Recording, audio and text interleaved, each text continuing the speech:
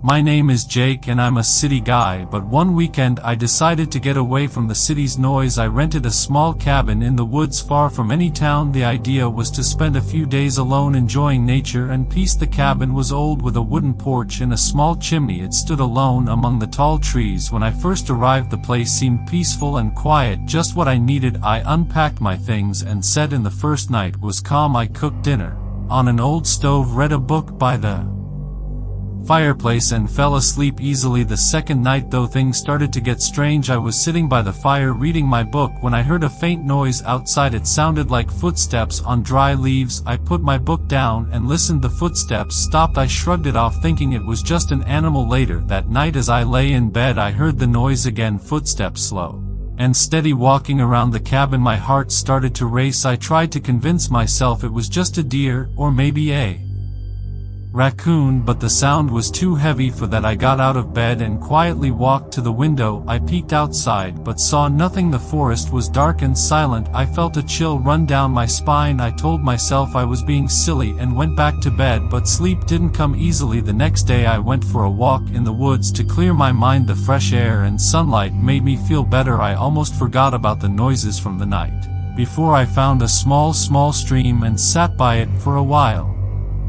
enjoying the peaceful sound of the water. When I returned to the cabin, the sun was setting. I made myself dinner and tried to relax, but I couldn't shake the feeling that I wasn't alone. That night the noises came back louder and closer. The footsteps were right outside my window. I could hear the leaves crunching and the wooden porch creaking. My heart pounded in my chest. I grabbed a flashlight and decided to check it out. I opened the door slowly and shined the light outside. The beam cut through the darkness, but there was no one there. I stepped outside, feeling the cool night air on my skin. The forest was eerily silent. I walked around the cabin, shining the light into the trees. Still I saw nothing. I turned to go back inside, and that's when I saw it, a shadowy figure standing at the edge of the forest, just beyond the reach of my flashlight.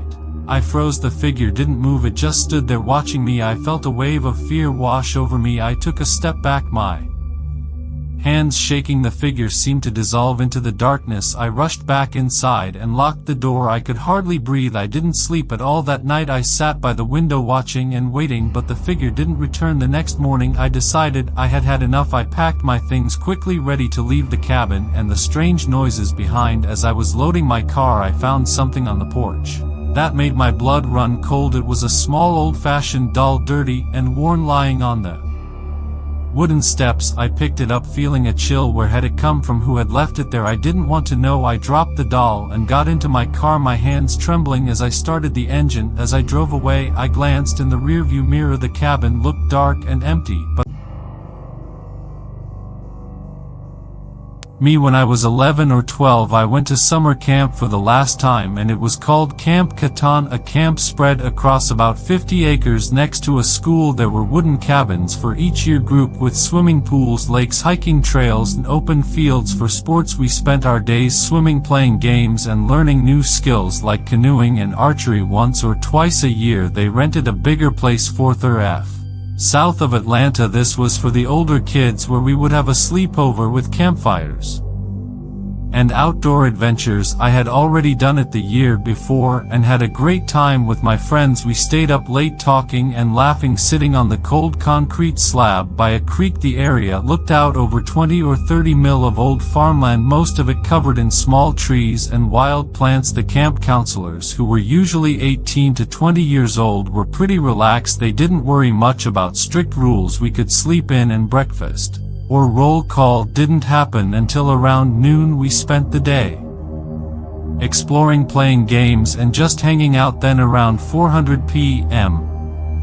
we would pack up and head back to the regular camp, but this time my 3 friends and I made a plan to sneak out early in the morning, just after dawn, before the camp counselors woke up. We wanted to explore the farmlands they rarely let us play in, so we had packed thick jackets and some extra food ahead of time, and as soon as we woke up we grabbed our stuff and quietly left. We reached the edge of the campground and crossed the small creek that separated it from the untamed farmlands. The area we entered felt really old, with broken fences and overgrown plants. A rusty barbed wire fence stretched across the hills. Some of the trees had grown right through it, twisting around the wire. We decided to follow the stream for as long as possible, knowing it would help us find our way back to the camp later. But after about a mile, the stream dried up and the landscape looked totally different. The wild pine trees gave way to neatly planted rows of corn, and it felt like our path had vanished. But with the sun rising and our excitement pushing us forward, we kept walking up a small hill that had appeared ahead of us. A man wearing a broad cap and overalls, clearly a farmer, spotted us as we reached the top of the hill. He looked surprised, but we were too far away for him to catch us or ask what we were doing, so we hurried away. When he called out after walking another mile through the tall corn fields, the landscape changed again, as if there were clear borders. I remember seeing what looked like a gate made by nature, cornstalks bending into an arch. Beyond the arch was a small brook surrounded by thick oak trees, looking as beautiful as any picture in a book. We continued on, feeling sure we were moving in a straight line and could easily find our way back. Our watches showed that only an hour and a half had passed. After that peaceful spot, the land changed to a steep rocky climb over the next mile or two. It was full of sharp thorns, winding paths, and no clear way forward. After discussing whether to turn back and getting scratched by bushes, we finally reached a huge valley. It was strange to see unusual trees growing there, lined up in a way that seemed unnatural. Leading us further down, the trees had long thin branches, and their bark had flaked off and settled on the ground below, revealing a smooth pasty white surface underneath. The most striking thing about the trees was their blood-red leaves. There was no grass in the valley, but lots of moss, and the air smelled damp. We followed the line of trees deep into the valley, losing track of time as we went near the very bottom of the valley, surrounded by those trees and nothing else. We found a 3-story Victorian-style house, but just as we spotted the house, it began to rain heavily, turning the valley into a muddy mess. Even from far away, the house looked old and worn, sagging from years of rain and decay.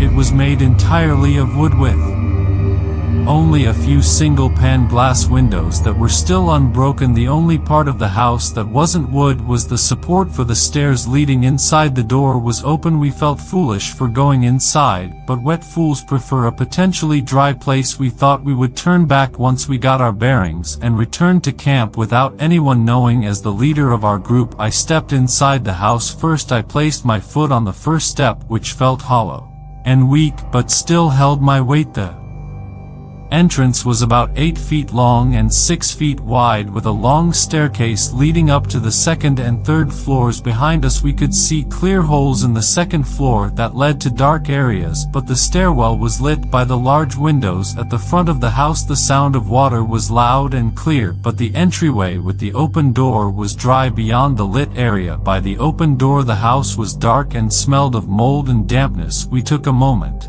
to rest while I sat down my pack and pulled out my compass. I was checking our snacks when I heard a moan that sounded like the wind and rain coming from somewhere at the top of the house. If it still had one, then I heard the loudest footstep I have ever heard thundering down the stairs. My friends ran. The moment they heard the sound, I hesitated for a moment. It was bright enough to see about 2/3 of the way up the stairs, but there was nothing there. I grabbed my bag and jumped out the door, slamming it shut behind me. The wet wood felt soft in my fingers like wet paper instead of old wood. When I took the last step, it broke under me, sent in splinters everywhere. I ran up the hill after my friends, getting cuts and scrapes from the rain. As I ran, I heard the loud sound of the door being kicked open behind me, and it felt like it shook the whole valley. I don't even remember the trip back, except that we made it to camp around 2 p.m. and managed to get a shaky late breakfast or lunch.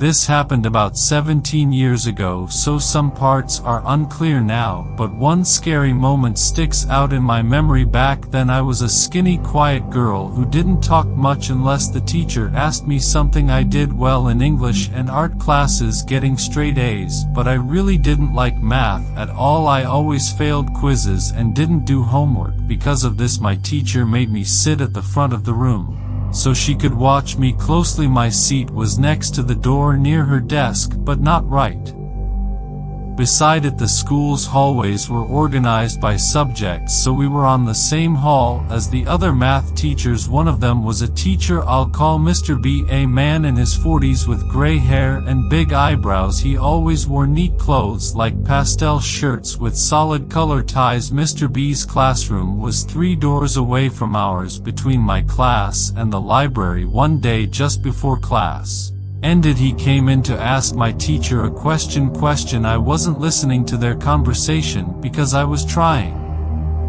to understand my assignment, and Mr. B was about to leave. He suddenly stopped next to my desk. I looked up at him with big eyes, scared that I did something bad. "She's quite shy, isn't she?" Stepping back, but still looking at me. I liked that his voice didn't sound like he was joking or playing around. Actually, he sounded very serious. Back then I didn't realize it was creepy. I felt bothered that he singled me out for no reason. Mr. B's classroom was a couple of doors away from mine, right on the way to the library I visited often. After that day, he began waving at me whenever we crossed paths. I was too shy to do more than nod back at him. He tried to talk to me casually a few times, asking things like, "How are you?" I don't remember exactly what we said. Later in the semester, I was still struggling in math class, so my teacher suggested I stay after school a few times a week to catch up on my work. There were buses after school for sports and clubs that could take me home, so I said yes. So I stayed after school and quietly worked on some missed assignments while my teacher checked papers at her desk. When we left, my teacher offered to walk me to the bus. As we walked past Mr. B's classroom, he came out into the hall and spoke briefly with my teacher, wishing her a safe trip home, and then turned to me. He bent down a little